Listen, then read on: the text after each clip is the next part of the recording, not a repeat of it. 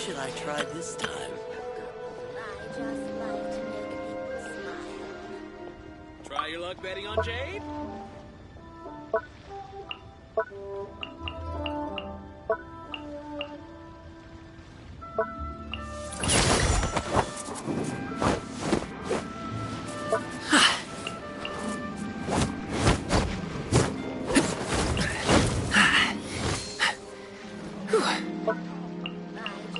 Try your luck betting on Jade?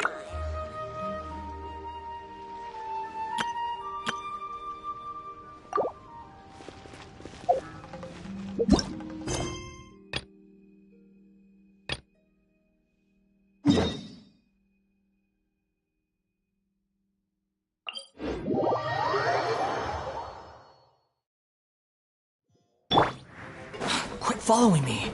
The wind rises.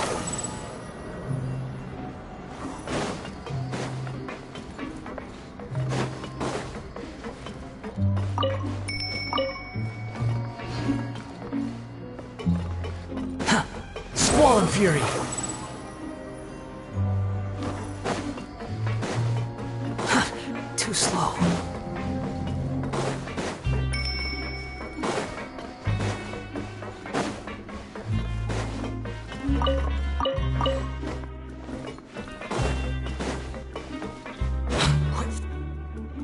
Whoa! How is the infirmary even busier than yesterday?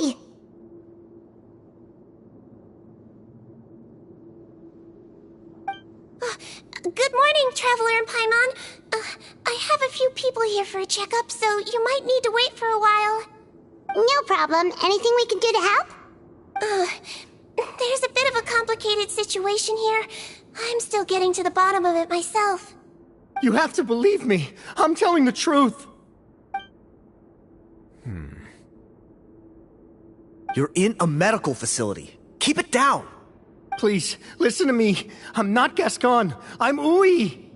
You're a horrible liar, you know that? We get all your mugshots with the arrest warrants. It's clear as day that you're Gascon. You mean because of the way I look? I don't know what happened. I just woke up like this. Then you guys dragged me in here for an interrogation. I brought you here to figure out what's going on. If you truly are the victim of an injustice, yelling isn't going to achieve anything. At most, it'll delay your vindication. All right. I get it. This is nuts. Yesterday's interrogations went fine, and now this. Morning, Your Grace. What's going on? Remember the case I mentioned yesterday? The one brought to me by the Marechaussee Phantom? Well, we've been questioning the inmates involved this morning. Every single one of them is claiming mistaken identity. Huh. That's even weirder than what that guy was saying yesterday. The thing is, none of them have been able to provide any evidence whatsoever to support their claims. Questioning them further got us nowhere, so for now, we've brought them to the infirmary. And we thought yesterday was as busy as it got for Siegewien. We've compiled their statements. Have a look. Perhaps there's something we missed.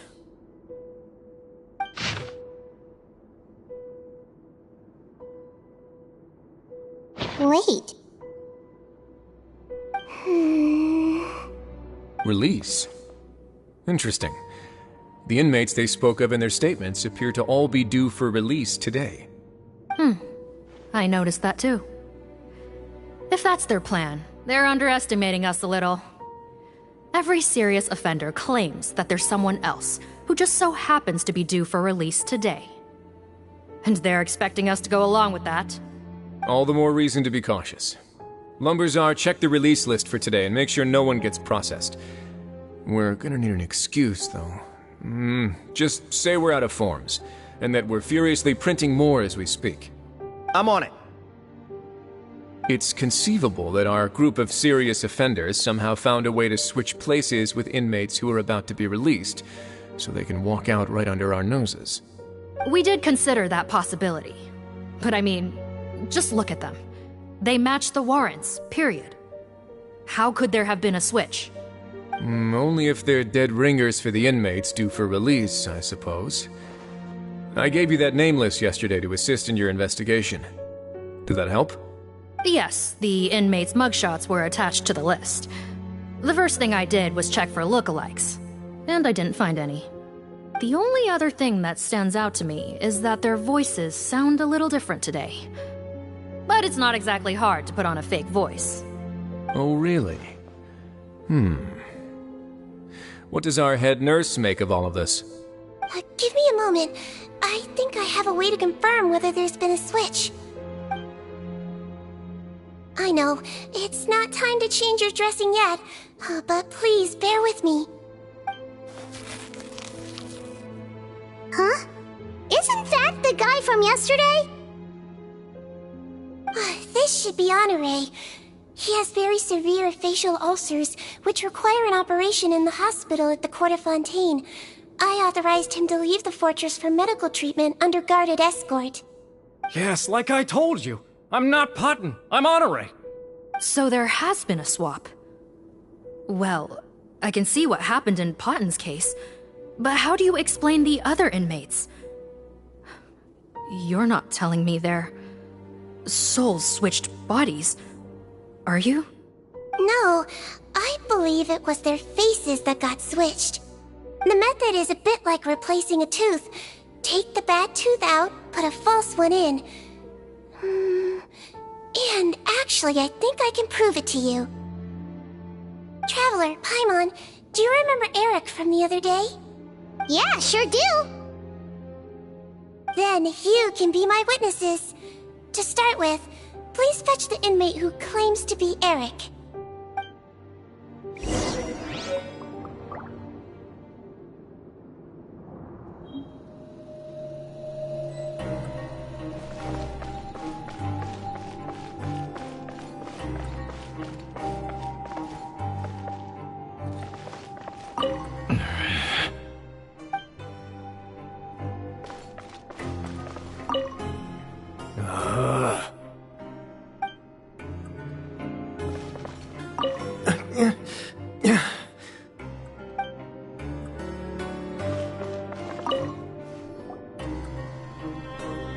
So, you're Eric? Yes, head nurse. It's me. You do believe me, right? I need to do another examination on you. Same procedure as yesterday. All right. It's the cognition test first, right? So I need to concentrate. Now, try to recall if you can. The last time we did this test, which finger did I hold up? I believe it was your index finger. But that means... Huh? So, basically, last night, the Eric who said he saw another him suddenly recovered and applied to leave the observation ward. Seadwing did another test before letting him leave, but that time, she held up her pinky finger. Huh? I don't know about any test last night. There was nothing to do in the observation ward, so I went straight to bed. Then I somehow woke up in a high-security cell. Well, in that case, there is a reasonable explanation for the strange events of the past 2 days. So, what exactly happened? The gang of serious offenders wanted to break out of prison, so they identified a group of scapegoats, namely inmates whose terms were almost up, and planned to switch appearances with them. Last night, when Odilon was on duty, they ambushed him and had one of their group switch appearances with him using their face-swapping method. That allowed them to avoid scrutiny from the other guards. Then, once all the other inmates were asleep, Odilon spent his night shift carrying out the remainder of their switcheroo plan. However, they made one mistake. Henri changed his appearance to match Eric's earlier than he should have done, and ended up being spotted by the real Eric. Real Eric came to the guards for help, but we didn't know then what we know now, so we put it down to hallucination and sent him to the observation ward. However, since one of the gang members was posing as a guard, they simply changed real Eric's appearance and had their Eric take his place, muddying the waters even further. Right, because I put Eric on the observation list by then, and no inmates on that list can be processed for departure until I've discharged them. Hence why the imposters had to pull that little stunt to get fake Eric off the list. Yeah, it all makes sense now. The Duke cracked the case. Well, I can't fault the reasoning. But I'm afraid that we ruled out the possibility of face switching very early on in this process. Criminals altering their facial appearance to commit crimes is nothing new. In fact, one of the explicit duties of the Malazines in the Marechaussee Phantom is to identify criminals in disguise. We carefully examined all the suspects, and there is no evidence that any means of disguise were used in this case. Huh. Well then, how do we explain all this? So far, it seems more likely that the gang stole documentation belonging to the inmates due for release, and are using that to commit identity fraud. Actually, there is a potion that can completely change someone's appearance. If they use that, even a Malazine wouldn't be able to detect it. A shape-shifting potion? Forgive me, head nurse, but this is the first time I'm hearing about it. If such a potion truly existed, it would jeopardize our entire investigative process at the Marechaussee Phantom. Are you certain of this? Yes, I am. But... Please, trust me in my professional opinion as an experienced clinician. At the same time, without any solid evidence, it's pure speculation. If we can round up all the inmates suspected of switching places, then have a little talk with both sides, we might just get our answer. Yep, let's do that. Okay. Well, it was our negligence that meant we had to come and conduct these post-internment interrogations. And I know it's put you out. We'll do it your way. Your Grace, bad news. I paused the releases like you asked, but we were too late. A bunch of people already got processed 2 hours ago. I checked the list, and sure enough, it's all the people who gave statements. 2 hours ago? That's before today's interrogations began. They had this all planned out. So there really was a switch after all. They really pulled the wool over our eyes on this one. We should be able to catch up with them if we leave now, right? Not if that potion is real. They can just switch faces again after leaving the fortress. And if the Marechaussee's Malazines can't even spot them, we wouldn't know where to start searching. Yikes! So we're at a complete dead end!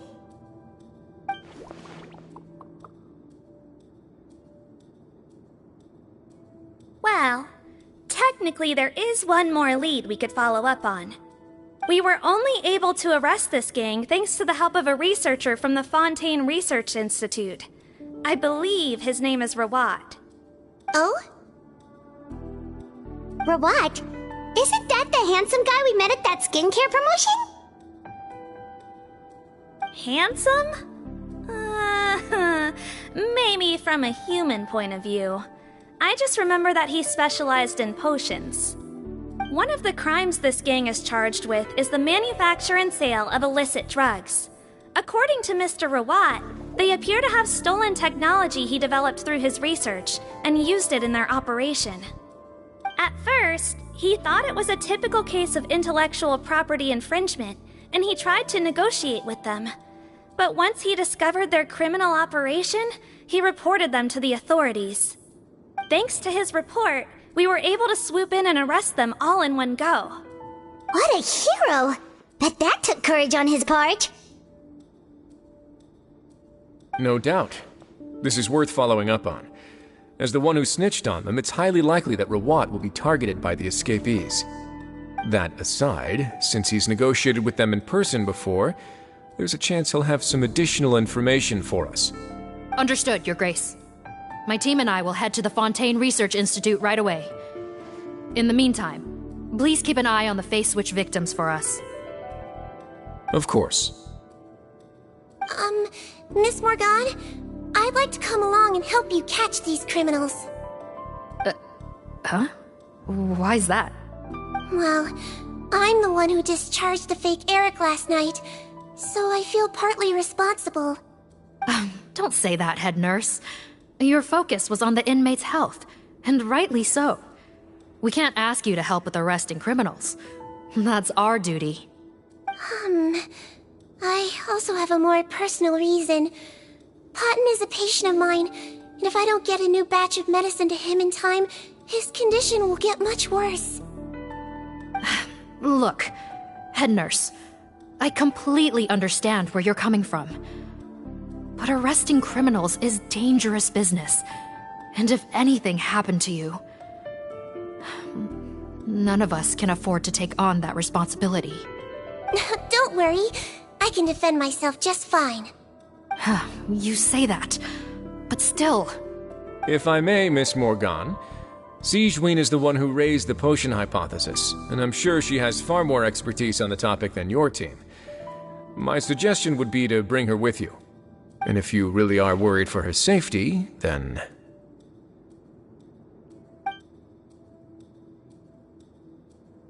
Ah, there you go, right on cue. Knew I could count on you.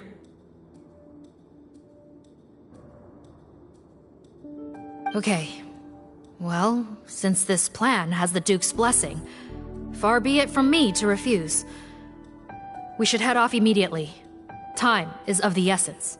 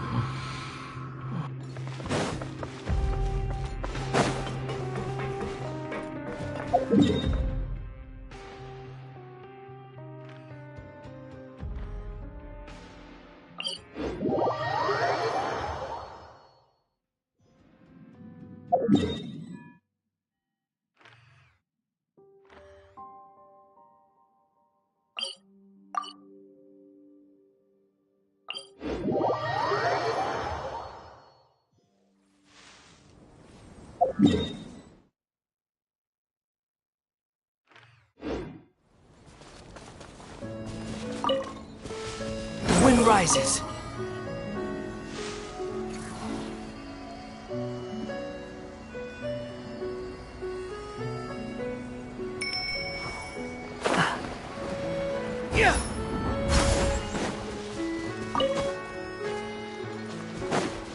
Behold!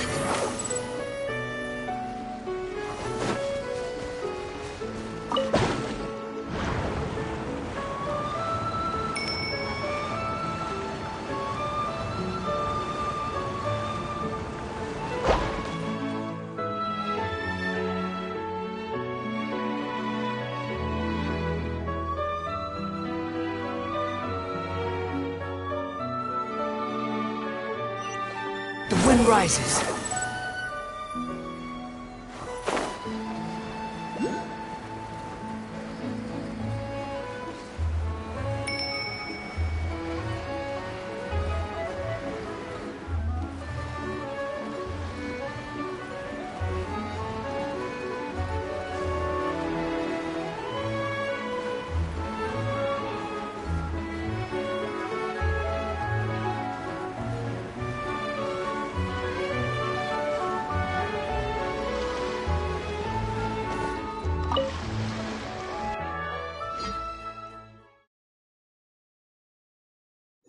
Based on what the captain said, the monster should be right up ahead.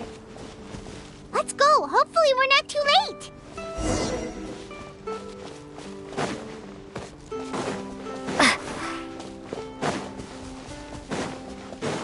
As you approach the battlefield, you see numerous people lying by the side of the road. They appear to be dressed like guards. Their faces are filled with desperation and terror. Some are screaming and cursing in vain, as if still trying to banish the monstrosities they saw from their minds.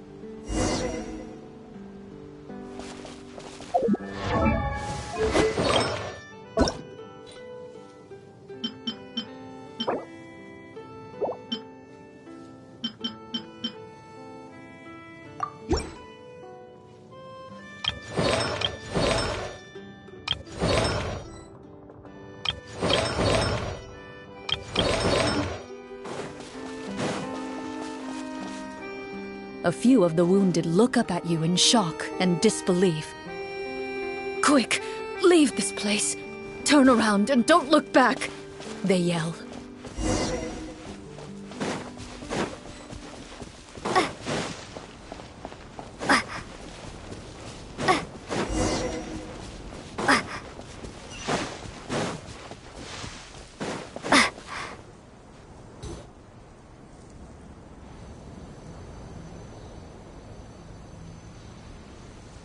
This is the place he mentioned, right?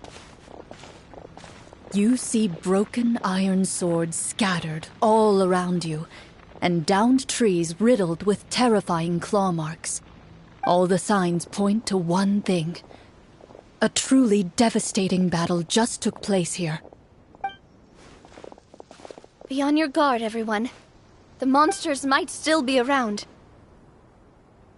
Before you can finish your sentence, you hear rustling sounds from the surrounding bushes. The monsters have emerged. They close in on you without fear. You get the impression that, in their bloodthirsty eyes, you're just another meal for them to devour. A little help here! This thing wants to eat Paimon! Your battle round begins now.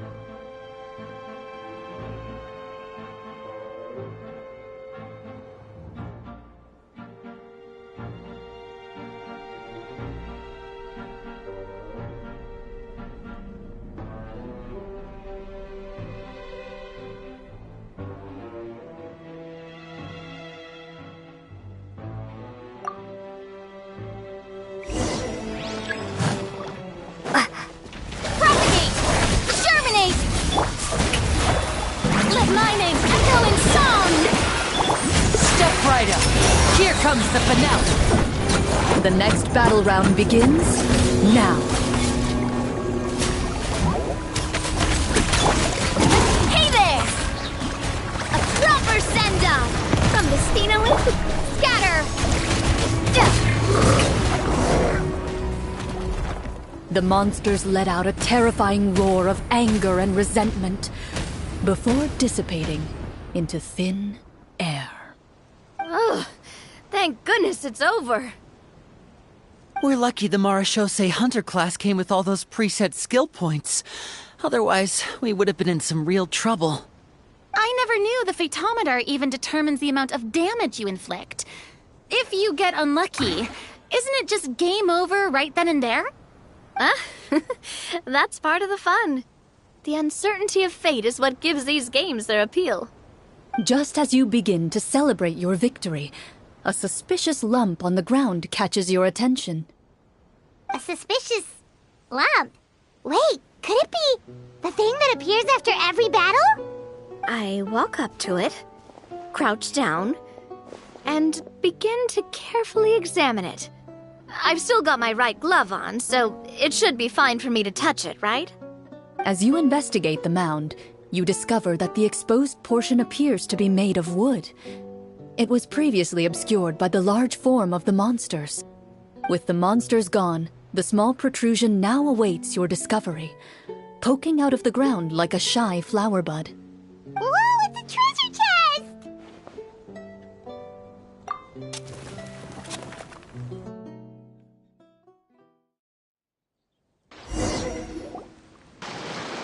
With everyone's help, you successfully excavate the wooden chest from the ground.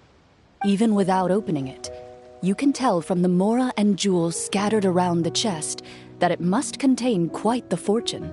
Makes sense. We worked hard for this. Let's open it and we can share what's inside. I can understand your excitement, Paimon, but think about it. Doesn't it seem like there are people out there who need this treasure more than us? Yeah. Think about all the people suffering in the capital. Or all those guards who got hurt fighting the monsters. wouldn't it be better if we gave the treasure to them? Wait, is that how it works? Paimon thought since we were the ones to dig it up, we could just take it for ourselves. Well, let's put it this way. Any decision you make during a role-playing game can impact the future course of the story. But would the people really believe us? It's hard enough for us to prove we're Marchese hunters. What if they think we procured the treasure illegally?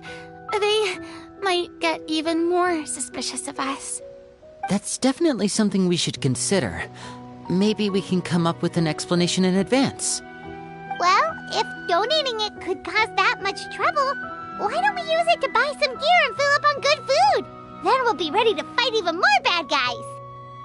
Looks like you're facing a difficult choice once again. Well, it's getting late. Why don't we call it a day for now? Wow! Where did the time go? I'm not sure if it's because I'm having so much fun with you all, or because the story is particularly enticing, but I feel like I could almost keep going. Here, here. Ooh, how about we play through the night? I'm not sure I'll have enough energy for that. Yeah, that won't work for me either. Lynette will give me an earful if I get home too late. I understand how you feel, Navia, but we have to change venues for the next part of the story anyway. Huh? Another location? Mm-hmm. There's a special note for the GM at the end of this section that says to proceed to an indoor set for the next part of the script. Whoa! They really pulled out all the stops for this new script. Well, even if we end the game for the day, we can still stay a little longer and hear Clorinde finish her story, right? Paimon wants to hear more about the history of the Hunters. Something tells me you just want to finish the free desserts before we break for the day. That's just a coincidence, okay? Besides, to Paimon, not finishing free food feels even worse than having to buy her own. And anyway, Paimon really does want to hear more about Clorinde's master. Well... It's nothing. I appreciate the concern, but it's all in the past. It won't do any harm to share these things now.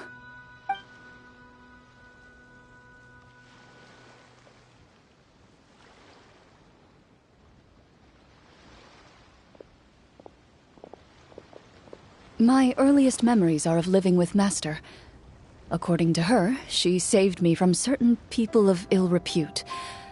My birth parents had left me behind some time before that. What a heavy beginning for a life story.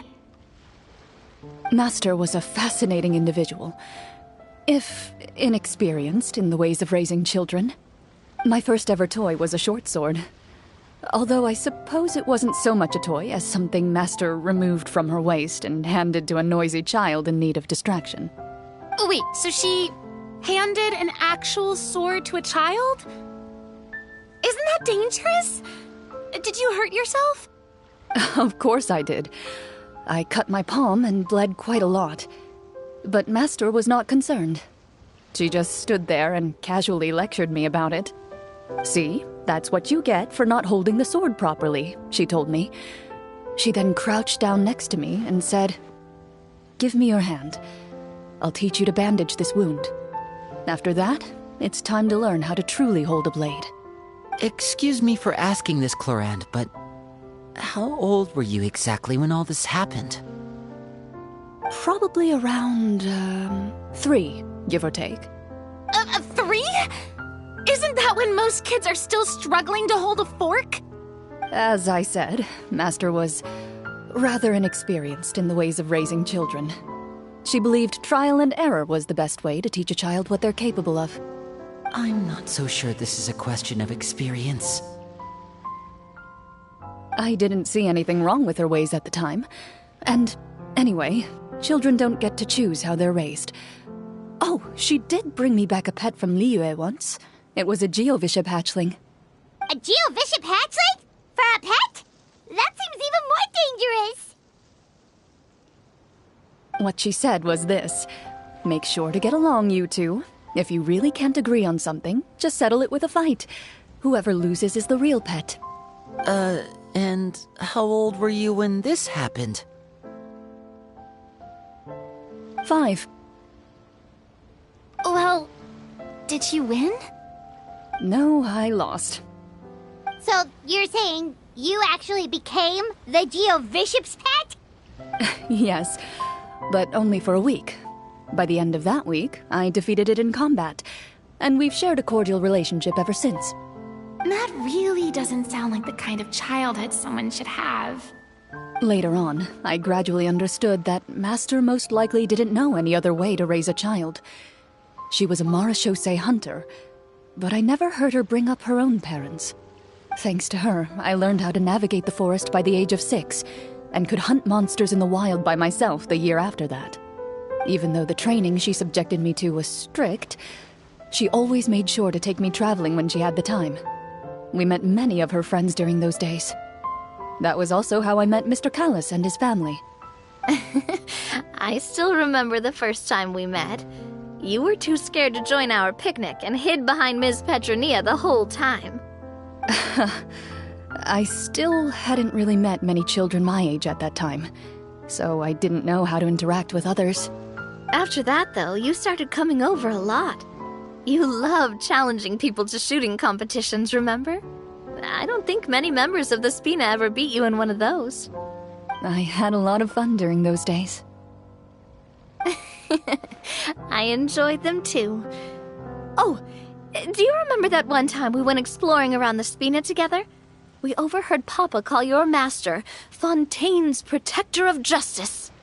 We tried to pretend like we never heard anything, but you nearly let it slip that one time.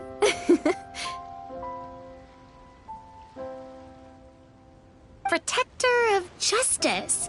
Oh, wait, you mean that vigilante hero from 20 years ago?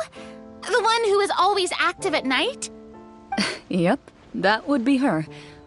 She often would put on a black cloak and go out at night. I never knew where she went or what she was doing. Until, like Navia said, we overheard the truth from Mr. Callis that night. 20 years ago, huh?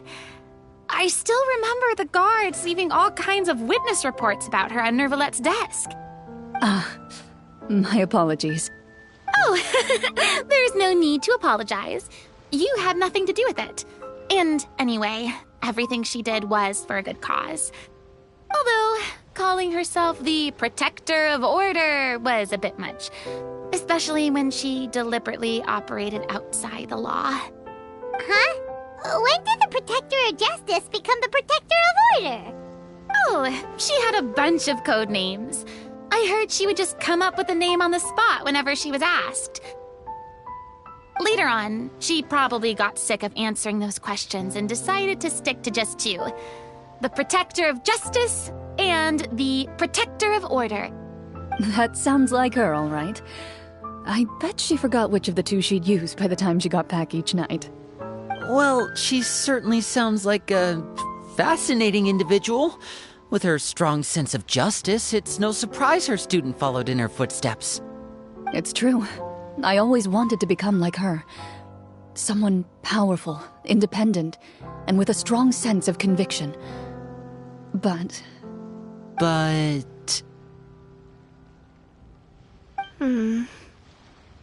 She suddenly disappeared the night I turned 10 years old. Disappeared? What happened? I have no idea. She didn't even leave a note. I was never able to find out where she went. That night, I was celebrating my birthday at Navia's house. But Master never came to pick me up. When I returned home on my own, it was to an empty house. When she still didn't appear after a few days, I went to Mr. Callis's house to ask about her whereabouts. But he only shook his head. Papa probably didn't know either. I know he sent a few people to investigate the matter in secret, but they never found any credible leads. Don't worry, I understand. To be perfectly honest, given Master's personality and way of doing things, it all made a lot of sense.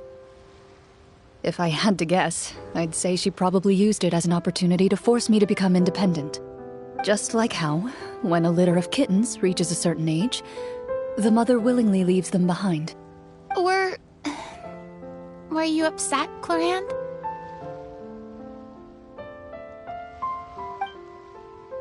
I was at first, but not anymore. I don't believe Master would suddenly disappear for no reason. There must have been something she just had to do. Well, despite everything, you still managed to follow in her footsteps and become the greatest champion duelist in all of Fontaine. You're practically a living symbol of law and justice.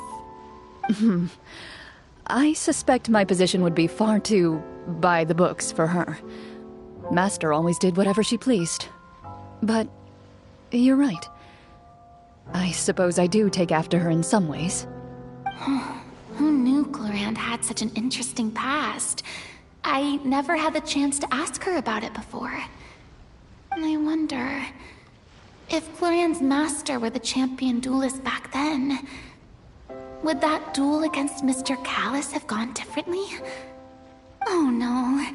Judging by the atmosphere, Clorinde and Navia are probably thinking something similar. The mood just got super awkward all of a sudden. Well, anyway. Would you look at the time? It's getting dark, so we should probably call it a day for real this time. If we keep talking like this, we really will be here all night. I had a great time today, Miss Clorinde. Thank you for being our GM. Anytime. The script was good, but I've got to say, your childhood stories were even better. Hey, you should tell us more about that fight against the Geo-Bishop sometime. Maybe your master was onto something. You could be right. What does she mean, onto something? I certainly don't know any 5-year-olds who want to fight a bishop in their spare time. Guess I'll head back as well. I need to save my energy if I want to continue enjoying the story tomorrow. You're that excited to hear about my fight with the bishop? I was talking about the script.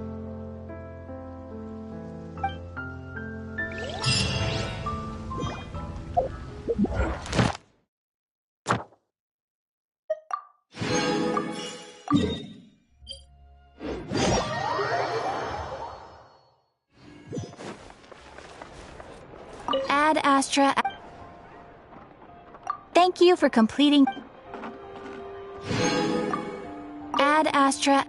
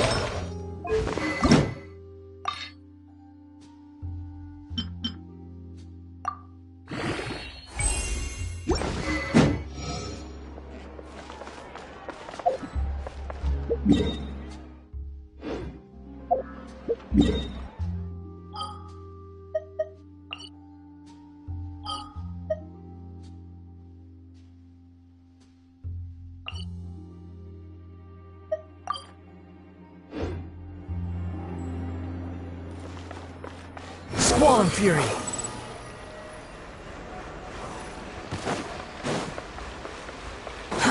Too slow.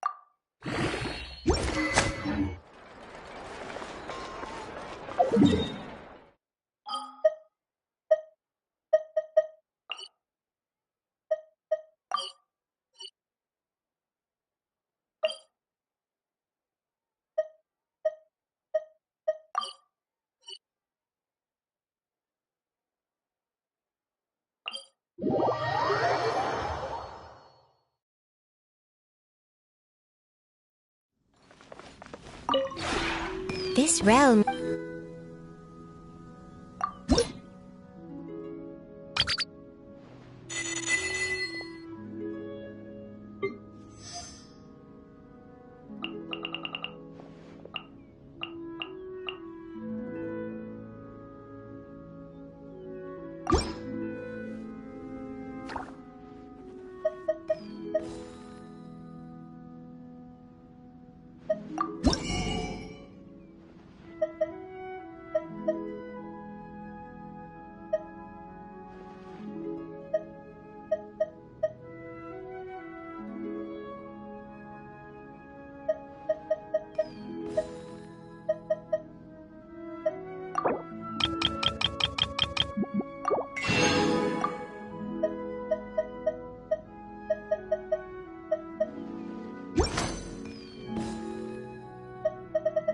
If you ever have any...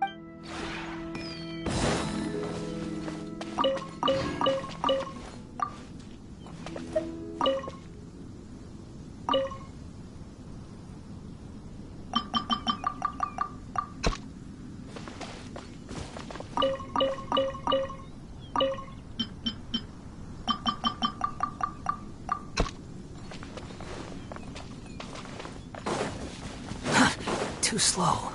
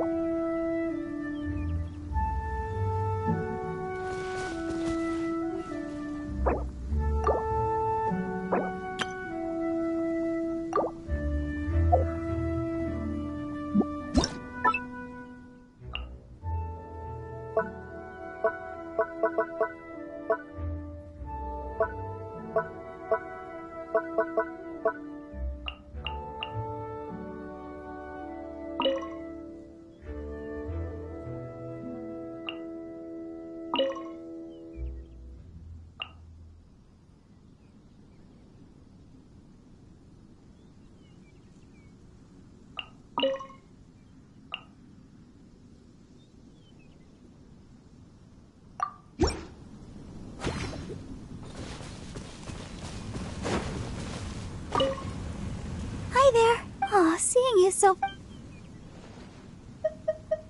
Morning. May you be... I'll pray for you.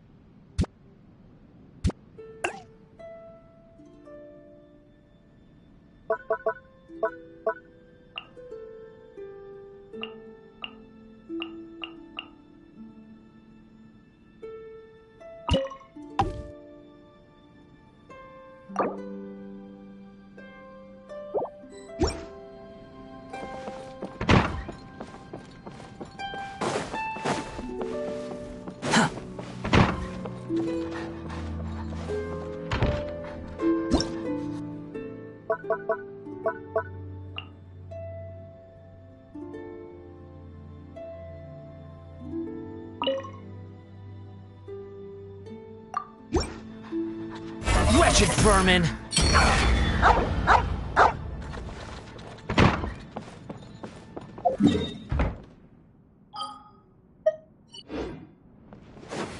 Quick, Falk!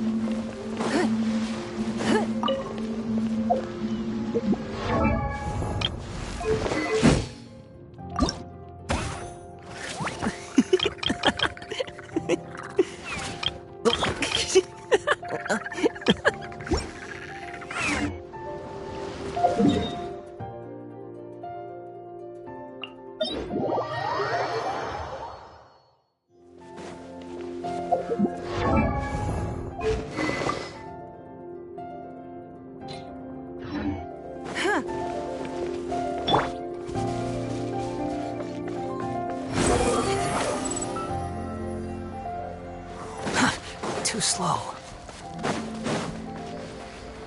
Quit following me.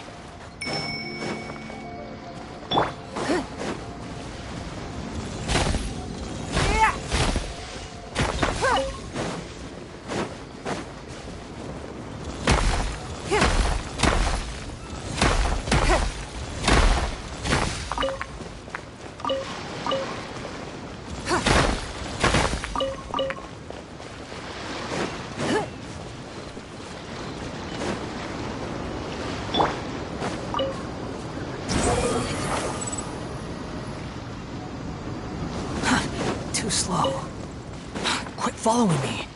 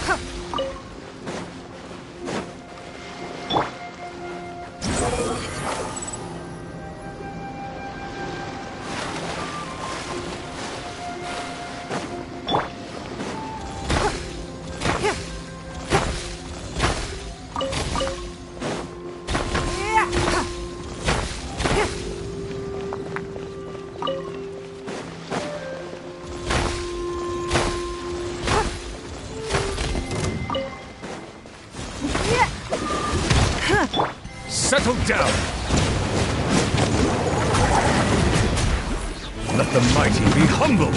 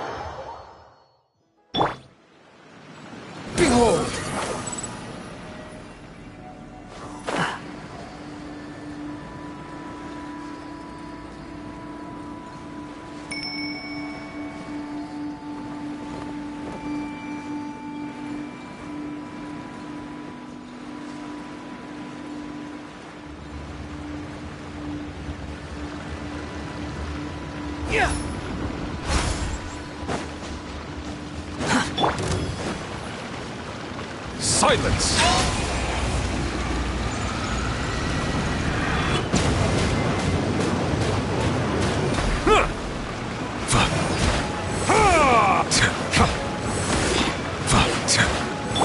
It's not. Your life is mine. Bow your head.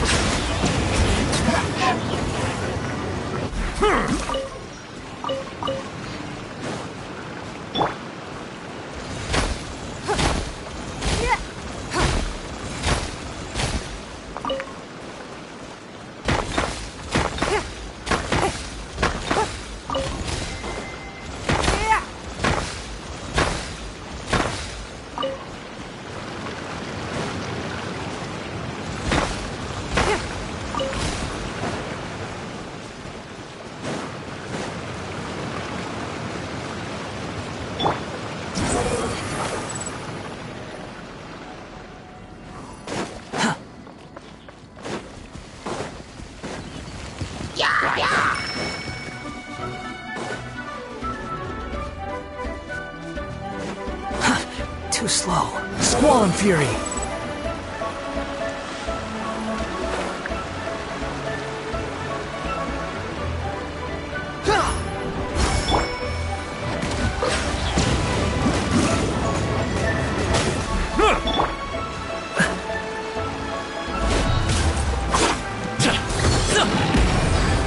Mighty mythical beast!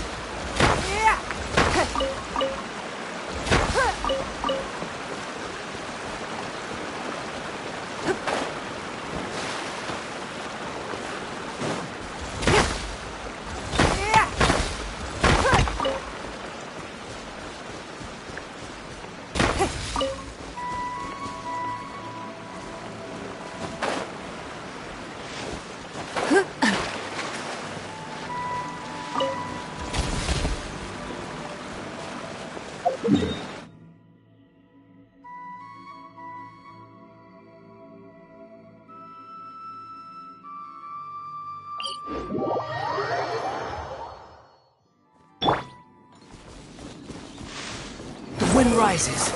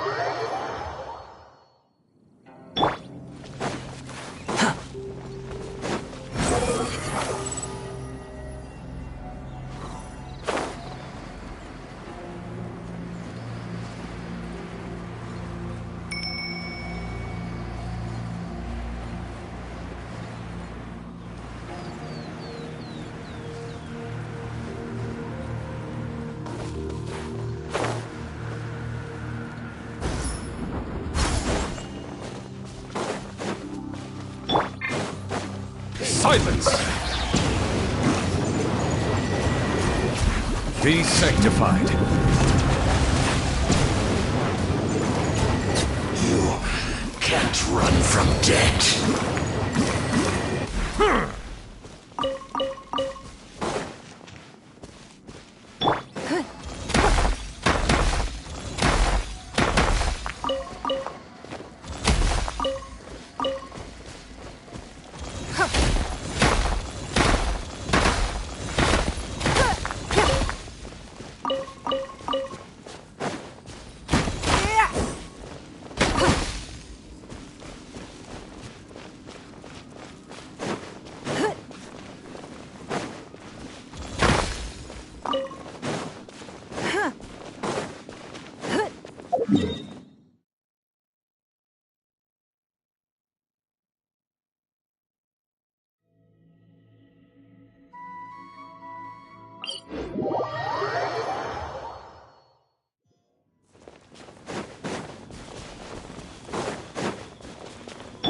Behold!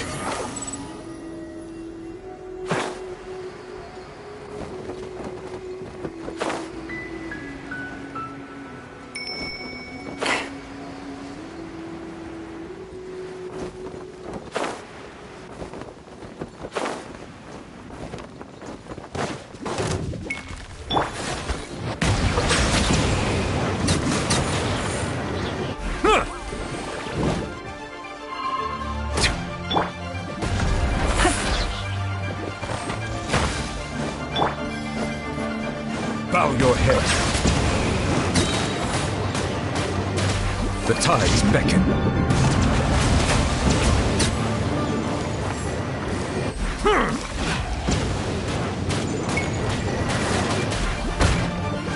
Silence!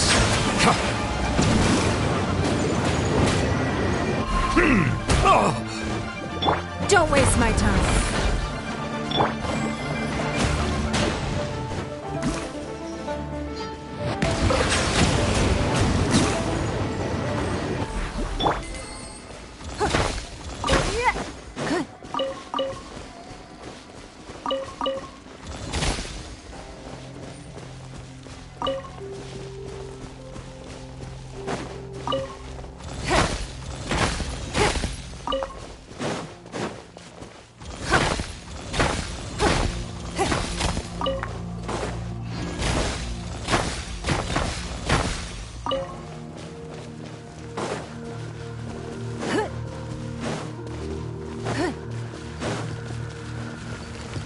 Settle down!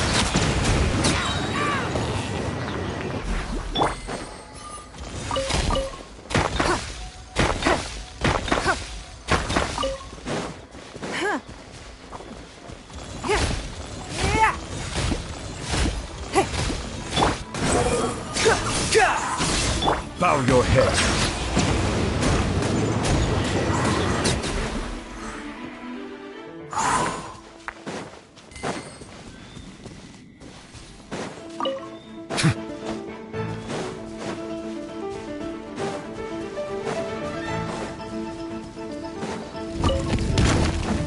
Silence!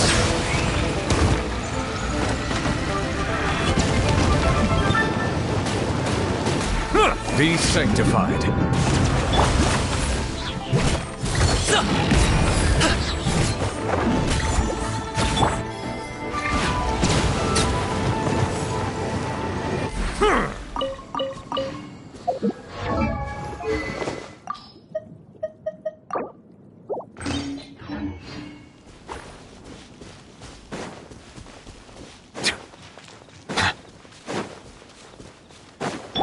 The wind rises.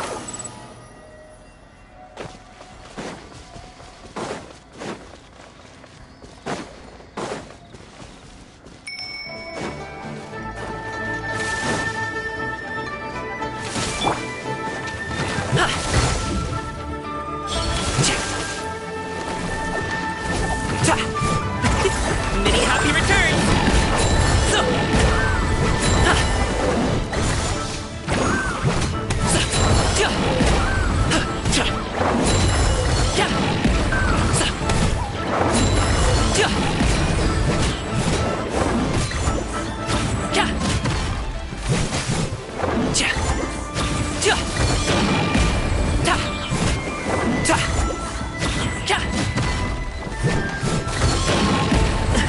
The feeling's mutual.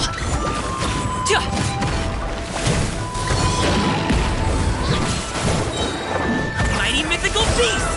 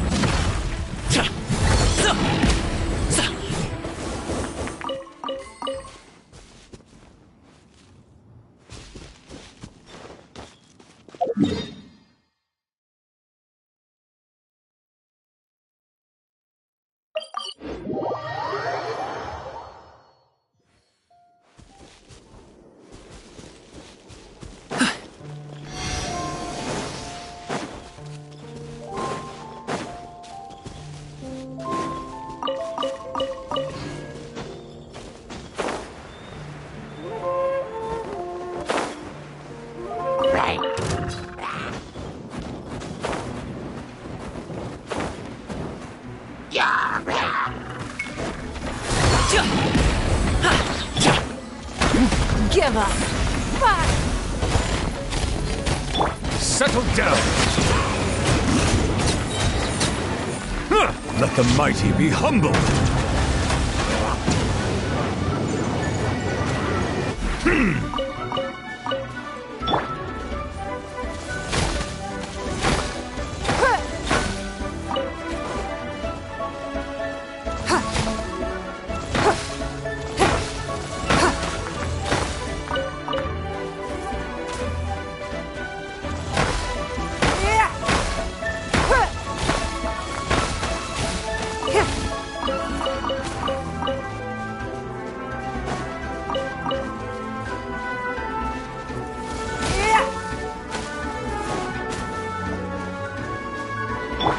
Squall Fury!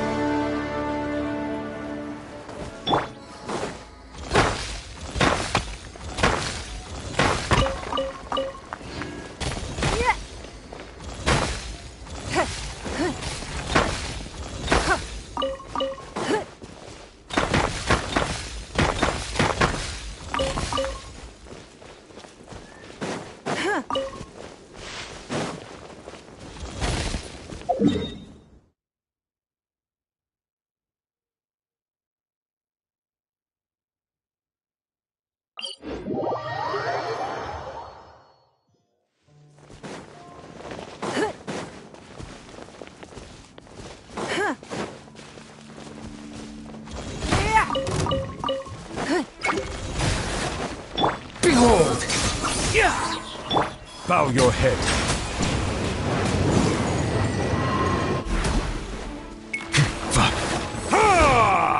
Your life is mine. Don't waste my time.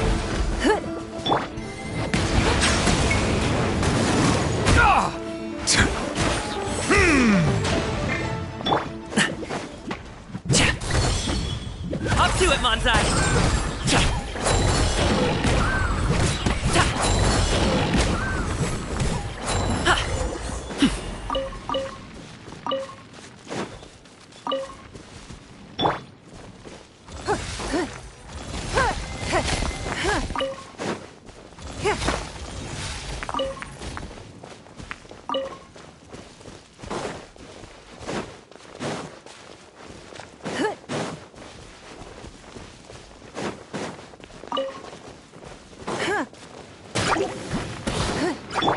Silence!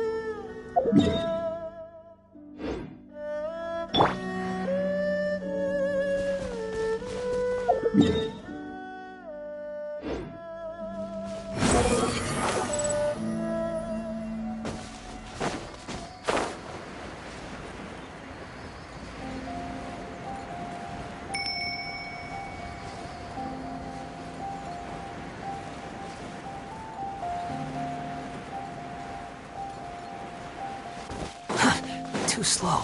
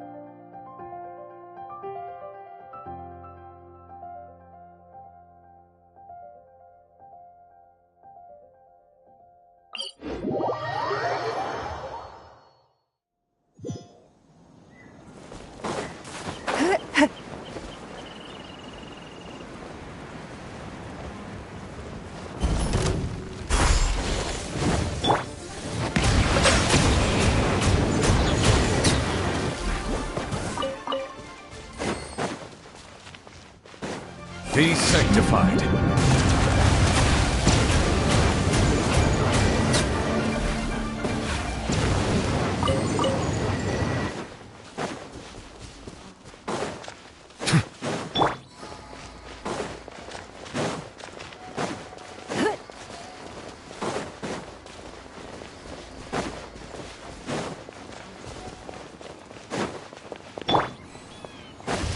Settle down.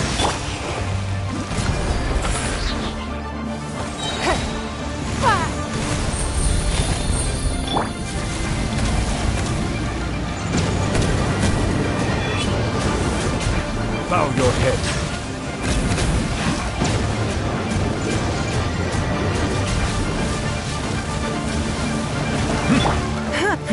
Give up. Silence.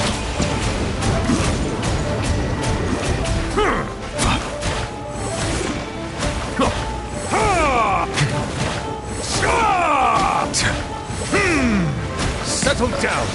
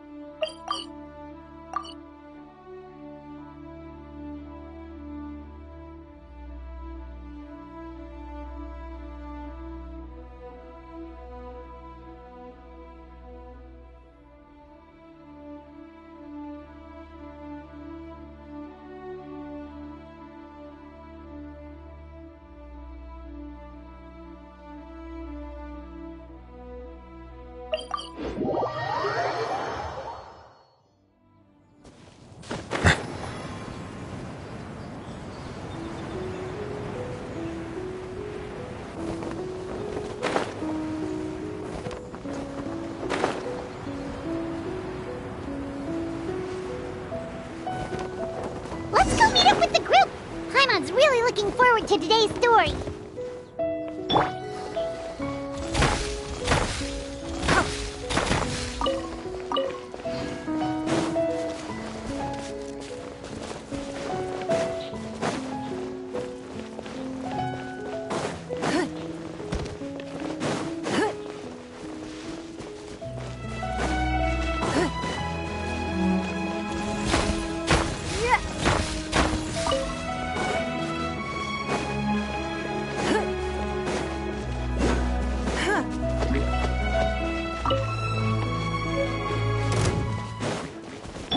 Bow your head.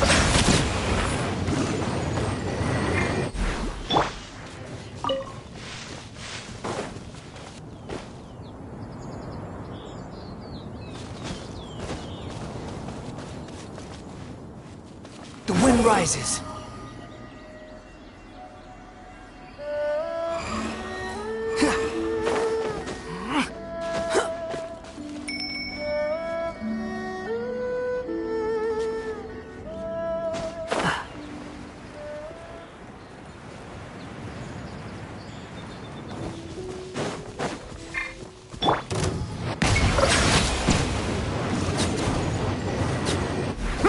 Let the mighty be humbled!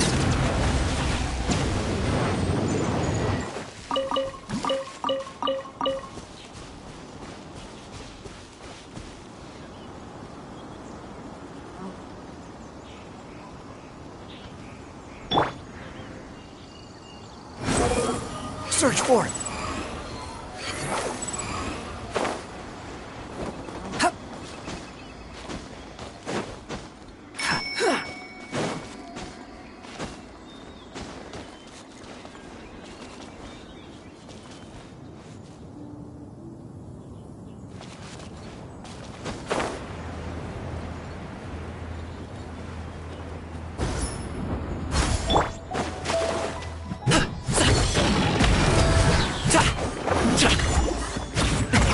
Many happy returns! Ha! Congratulations! Ta! Where do you want this stuff delivered to, boss? Squall and Fury.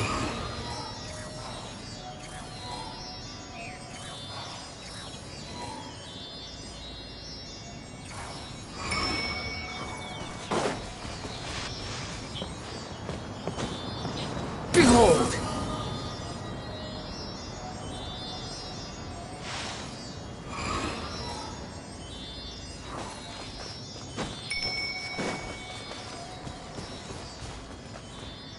Squall and Fury.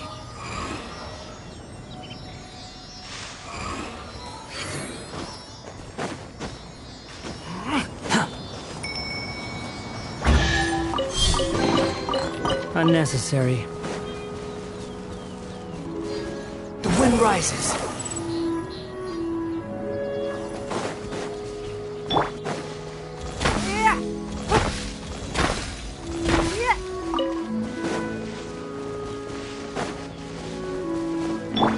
Squall and Fury.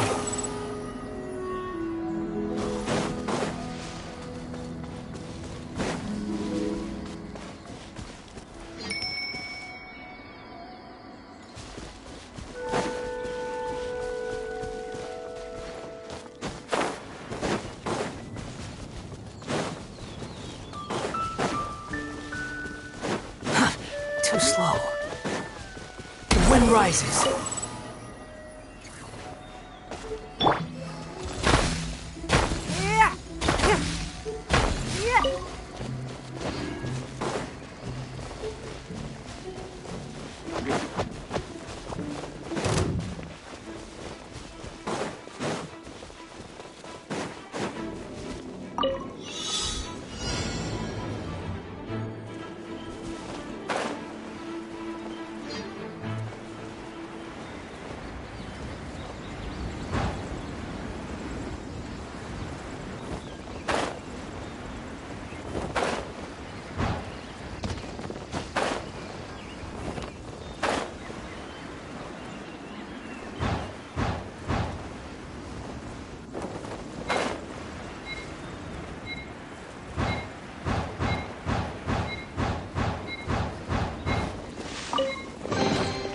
We can't have treasure unaccounted for.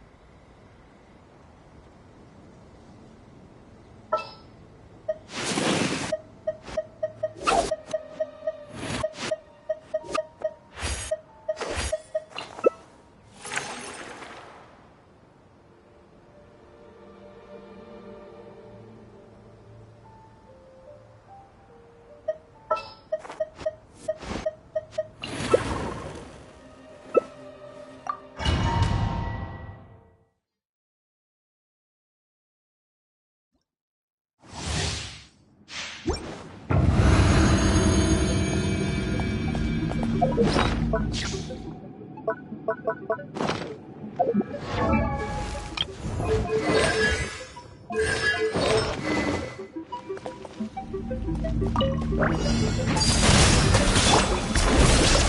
life is mine.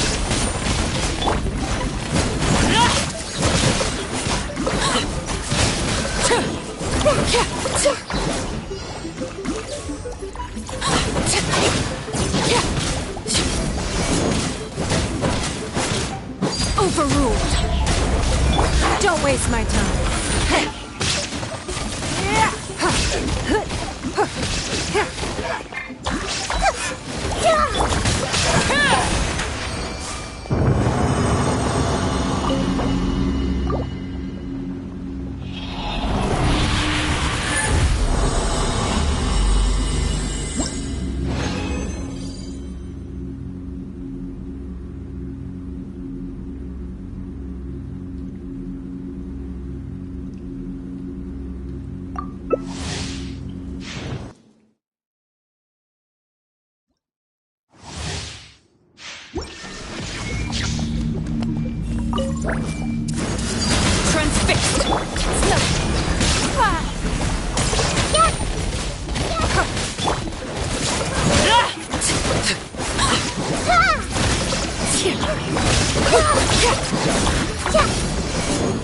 Temple of Wisdom!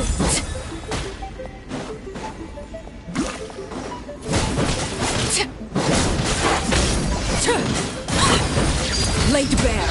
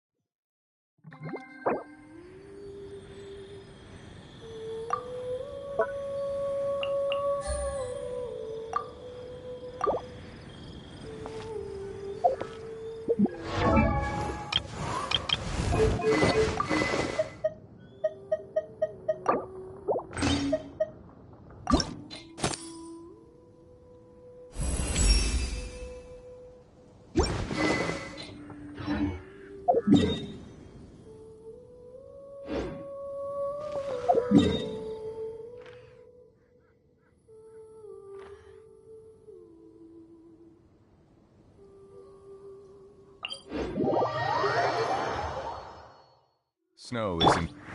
Squall and Fury! Search for it!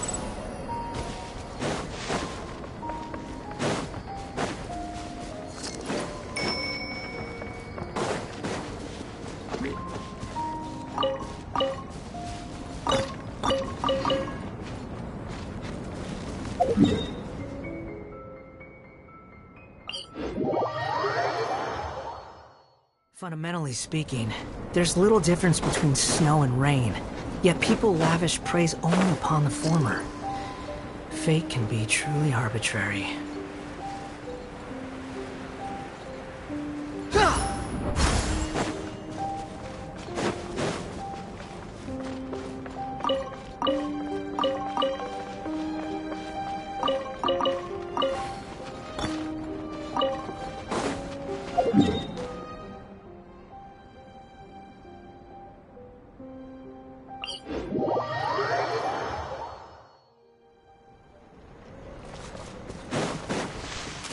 Behold!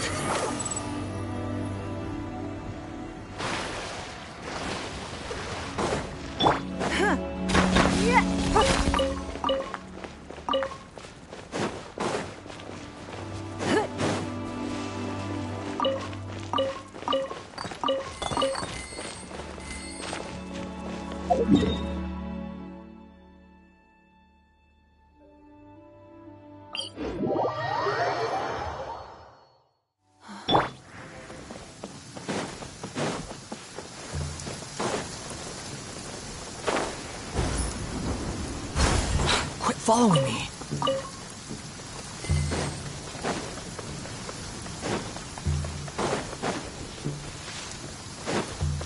The wind rises.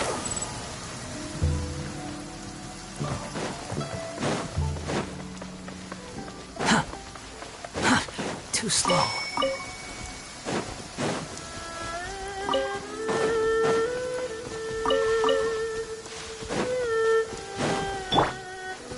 Silence! Huh.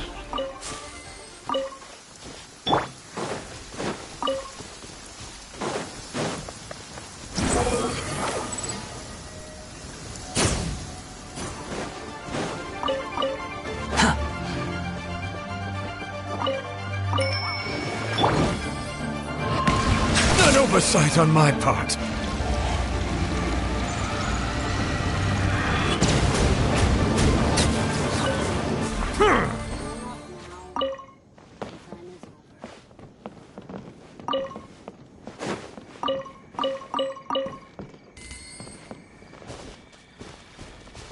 All your travel essentials right here.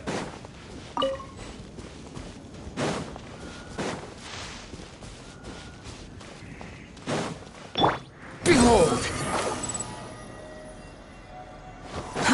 Too slow.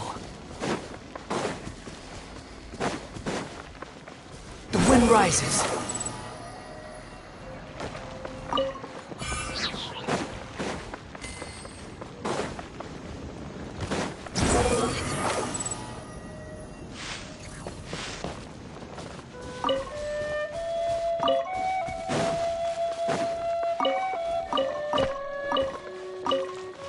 Quit following me. Too slow.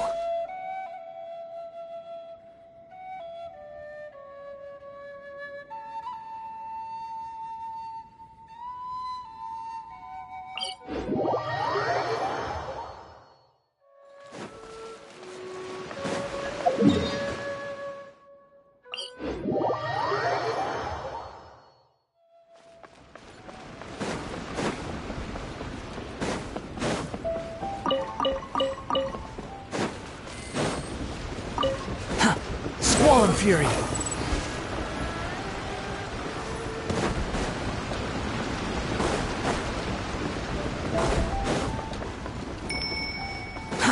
Too slow.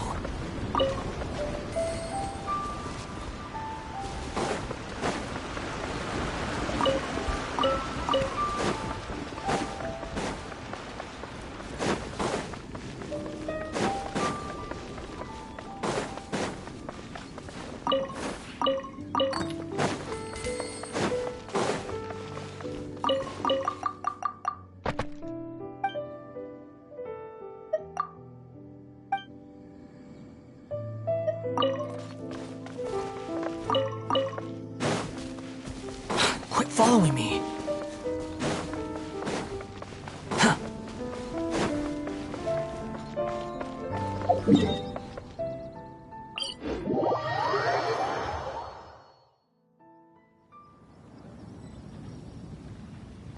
Quit following me. Behold!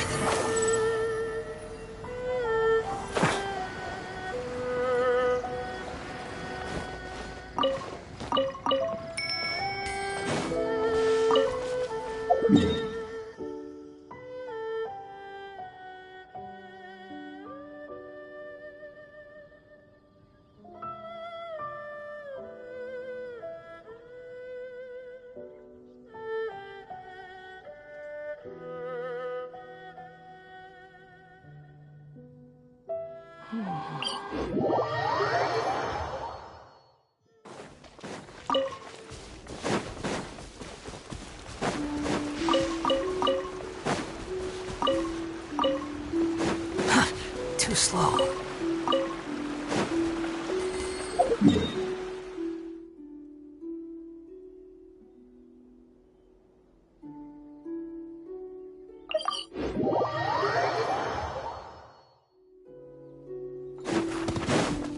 Squall Fury!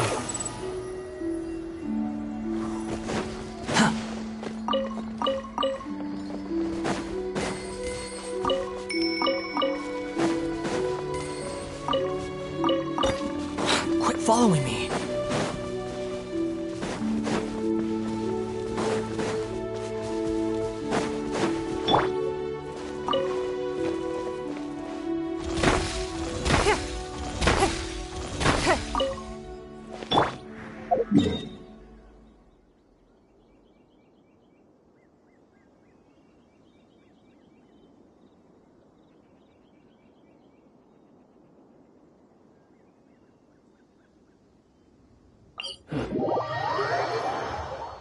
You want to use my hat as an umbrella?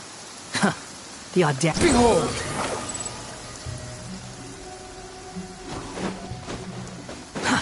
Too slow.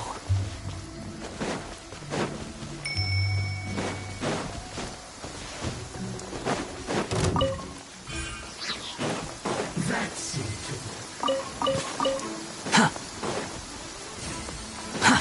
Too slow. Settle down!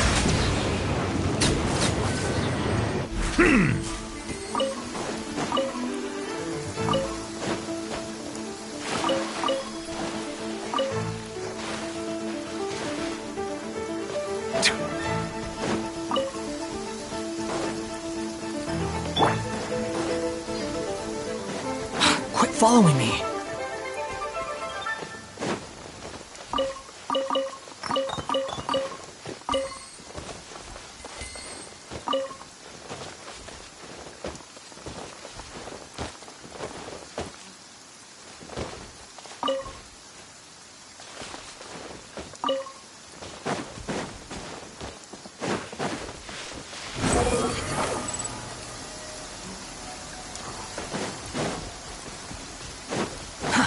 Too slow.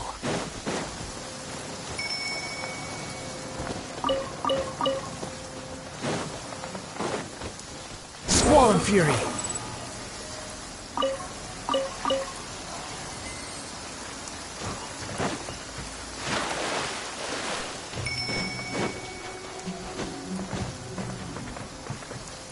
The wind rises.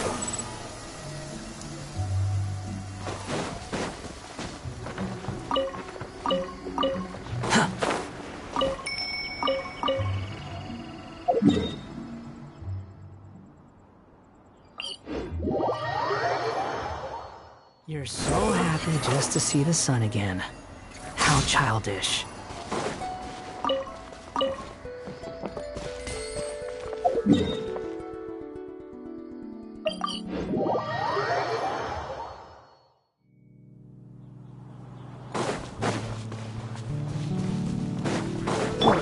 Silence!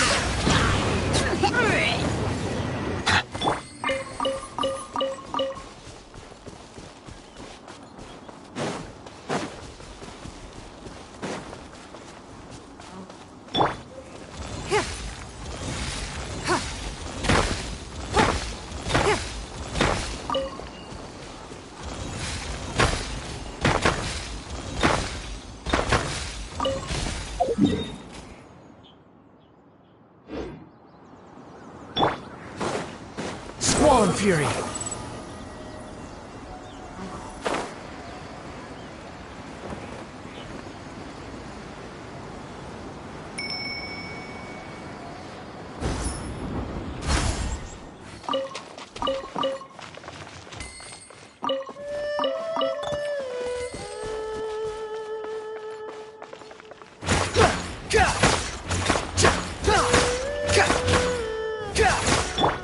Settle down!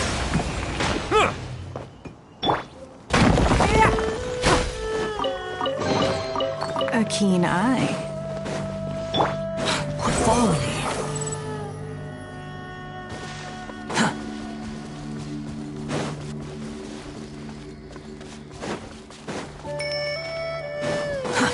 Too slow.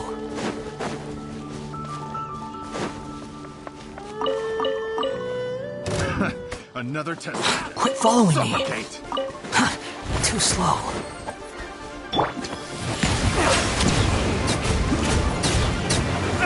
Finally. Done.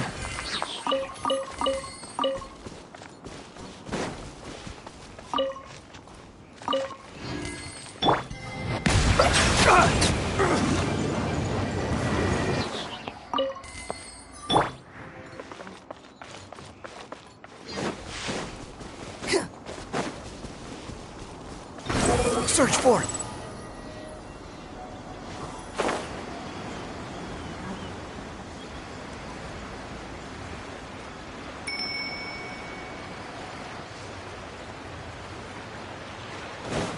Quit following me.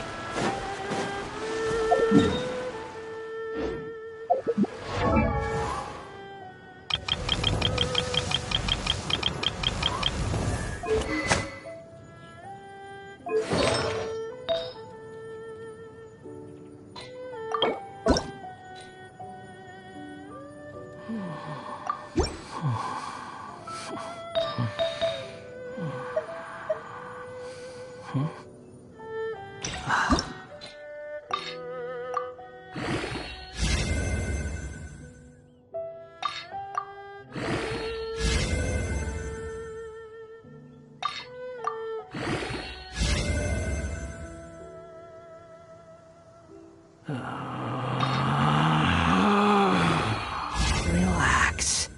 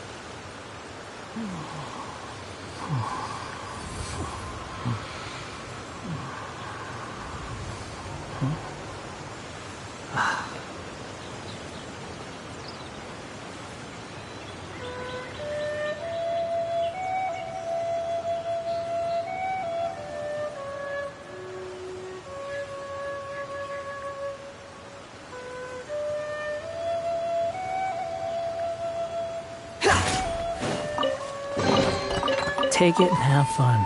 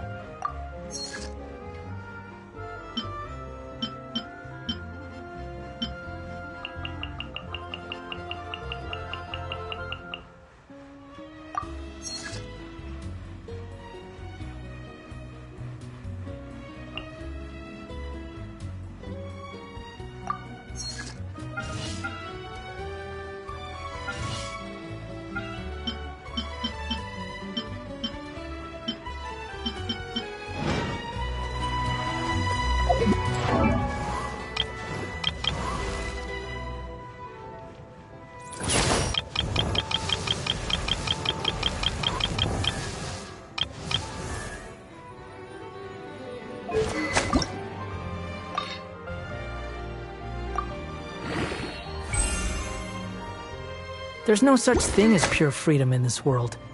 Even the wind cannot blow on forever.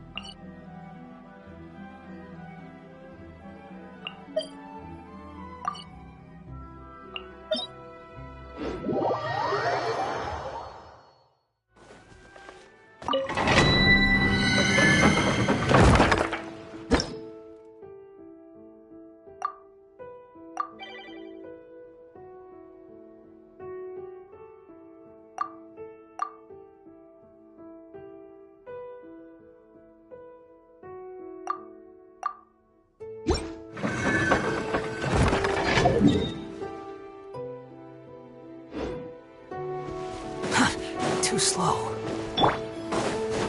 Bow your head.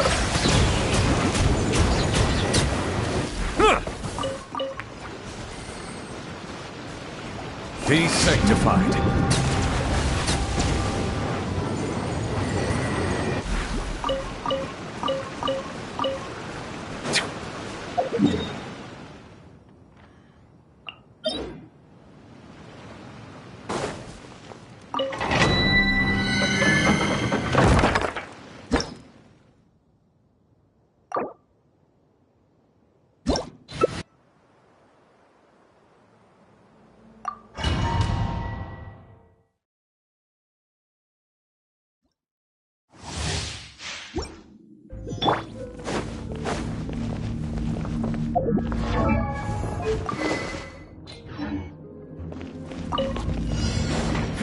Give us fire!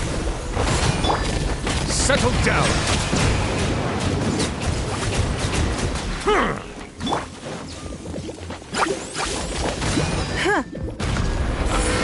Submit! Bow your head.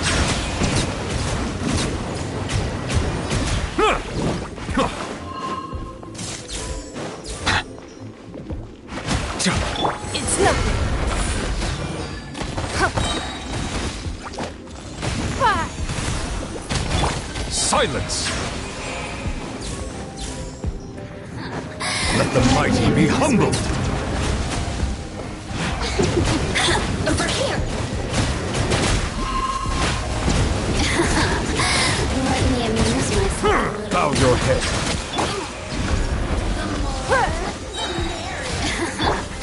Let me amuse myself a little. Resistance. Shine. Your life is mine. Don't waste my time. Settle down!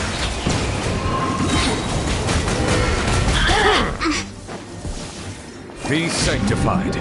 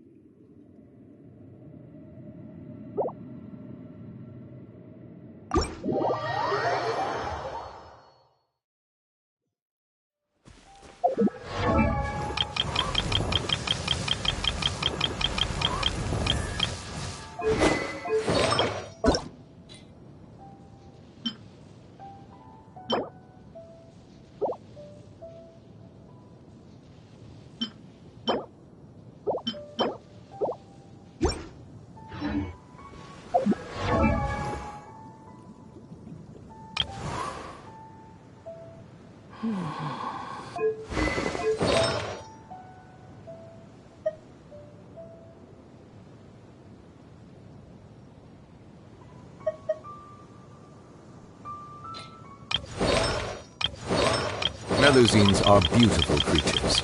They are the pride of Fontaine. Be sure to be friendly. Cause them no harm.